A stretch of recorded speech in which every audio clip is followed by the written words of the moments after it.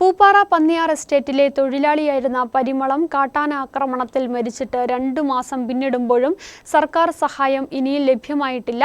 മറ്റ് ജില്ലകളിൽ കാട്ടാന ആക്രമണമുണ്ടായി നിമിഷങ്ങൾക്കകം വനംവകുപ്പ് ധനസഹായം ഉൾപ്പെടെ നൽകുമ്പോഴാണ് ഇടുക്കിയിൽ കാട്ടാന ആക്രമണത്തിൽ മരിച്ചവരോട് ഗവൺമെന്റ് അനാസ്ഥ വച്ചു പുലർത്തുന്നത്.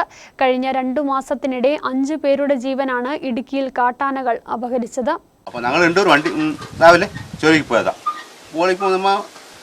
ജോലിച്ച് നോക്കി പോകണം, ആനകളുടെ ഇട്ടുണ്ട് ജോലിച്ച് നോക്കി പോകണം. ഇവിടെ അങ്ങോട്ട് പോയില്ല. 8 കാലാകുമ്പോൾ ഒരേ ആന ഒരേ കൂച്ചല കൂച്ചപ്പോൾ ഞാൻ അപ്പം തന്നെ പുറത്തിറങ്ങി വന്ന പിന്നെ എനിക്കറിയത്തില്ല. പിന്നെ അവിടം വരെ എത്തി പോകുമ്പോഴാണ് അവർ എൻ്റെ ഭാര്യ എടുത്തുകൊണ്ട് വരുന്നത്. എടുത്ത് വണ്ടി കയറ്റി കൊണ്ട് ആസ്തിക്ക് കൊണ്ടുപോയി. ആസ്തിക്ക് കൊണ്ടുപോയി അവിടെ കൊണ്ട് രാജന്മാർ കൊണ്ടുപോയിട്ട് പിന്നെ ഇങ്ങോട്ട് ഇവിടെ വെട്ട് അടുത്ത് പോകുമ്പോൾ എവിടെ വന്നിട്ട് ഈ ഭാഗത്ത് കയ്യിൽ ഒരു ചവിട്ടാണ്. ഈ കൈ മൊത്തം ഇതായിപ്പോയി. പിന്നെ ഇവിടെ ഒരു ചവട്ട പറയല്. ജനുവരി 8-നാണ് എസ്റ്റേറ്റിൽ ജോലിക്ക് പോകുന്നതിനിടെ പരിമളത്തിനു നേരെ കാട്ടാനയുടെ ആക്രമണമുണ്ടായത്.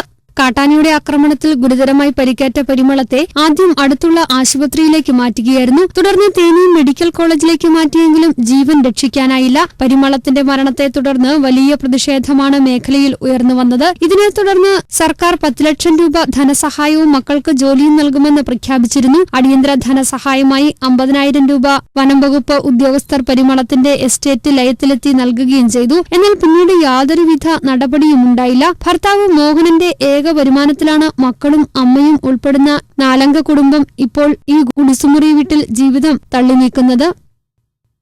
സാറേ 50,000 മാത്രമേ കിട്ടിയിട്ടുള്ളൂ. ബാക്കി പൈസ ഒന്നും കിട്ടിയിട്ടില്ല. പുള്ളിയെടുത്ത് റേഞ്ച് ഓഫീസിൽ പോയി ചോദിക്കുമ്പോൾ പുള്ളി പറയുന്നത് ടെസ്റ്ററിൽ ഇട്ടിരിക്കുക പൈസ. നിങ്ങൾ അക്കൗണ്ടിൽ പൈസ ഇട്ടാൽ നിങ്ങൾ അക്കൗണ്ടിലേക്ക് ആയിക്കോളൂ. പുള്ളി പറയുന്നത് അങ്ങനെയാണ് പറയുന്നത്. ഇതിപ്പോൾ ജോലിയുടെ കാര്യമൊന്നും പറഞ്ഞിട്ടില്ല. പിന്നെ തീർത്തിട്ട് ജോലിയുടെ കാര്യം പറഞ്ഞു. നിങ്ങൾ അവിടെ യൂണിയനായിട്ട് നമ്മൾ ബന്ധപ്പെട്ടിട്ട് നമ്മൾ ജോലി നോക്കാം.